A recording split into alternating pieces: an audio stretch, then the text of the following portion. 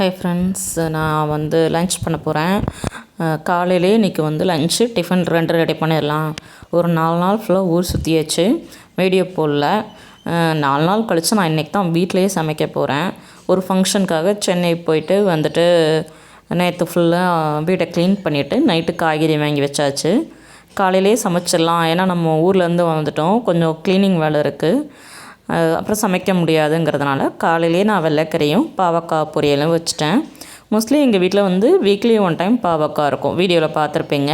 கண்டிப்பாக பசங்களுக்கு வீட்டில் உள்ளவங்களுக்கும் பாவக்காய் கொடுங்க.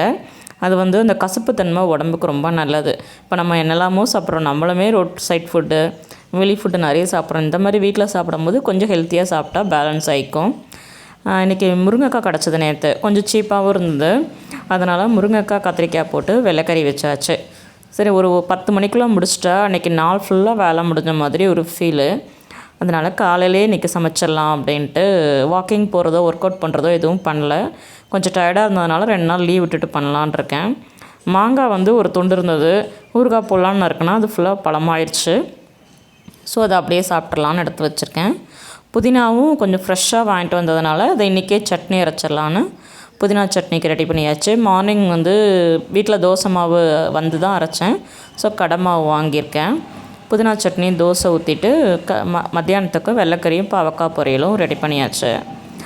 இனிமேல் தான் அடுத்து வீட்டை கொஞ்சம் க்ளீன் பண்ண, எடுத்துகிட்டு போன ட்ரெஸ்ஸெல்லாம் வாஷ் பண்ணுறது, இந்த மாதிரி ஒர்க் இருக்குது. என்னமோ தெரியல, 2 நாளாக கொஞ்சம் மழை விட்டு விட்டு பெஞ்சிட்ருக்கு. இருந்தாலும் ட்ரெஸ்ஸெல்லாம் துவைச்சி போட்டால் நமக்கு ஒரு பெரிய வேலை முடிஞ்ச மாதிரி இருக்கும். தேங்காய் கொஞ்சம் வறுத்துட்டு புதினா சேர்த்து லைட்டாக வதக்கிட்டு கொஞ்சம் ஆற வச்சுட்டு நான் புதினா சட்னி அரைச்சிடுவேன். சில பேர் பச்சையாக அரைப்பாங்க, அதுவும் நல்லா தான் இருக்கும். இந்த மாதிரி வறுத்து அரைச்சிங்கன்னா ரொம்ப நேரம் கெட்டு போகாத மாதிரி இருக்கும். நம்ம ஃப்ரிட்ஜில் வைக்க மறந்துட்டாலும் ப்ராப்ளம் இல்லை. ஒரு 9 o'clock ஆரம்பித்தேன். 10:30க்குள்ளே எல்லாமே முடிஞ்சிருச்சு. பாவக்காய் பொரியல் ரெடி, வெள்ளைக்கறியும் ரெடி ஆயிடுச்சு. வெள்ளைக்கறி நான் ஆல்ரெடி வீடியோ போட்டிருக்கேன், வேணுங்கிறவங்க செக் பண்ணிக்கோங்க. வெள்ளைக்கறி பருப்பு இல்லாமல் வைப்பாங்க, கொஞ்சம் தண்ணியாக இருக்கும், ஆனால் டேஸ்ட் நல்லாயிருக்கும். பருப்புக்கு பதிலாக கொஞ்சம் தேங்காய் சேர்த்துக்கணும். வீடியோ வேணுங்கிறவங்க சேனலில் இருக்குது, செக் பண்ணி பார்த்துக்கோங்க. கொத்தமல்லி எல்லாம் தூவி இறக்கியாச்சு. சூப்பராக லஞ்சும் ரெடி, டிஃபனும் ரெடி. பாத்திரமும் ரொம்ப கம்மியாக தான் இருக்குது. கழுவுனா இன்றைக்கி வேலை முடிஞ்சது. பாய், தேங்க்யூ.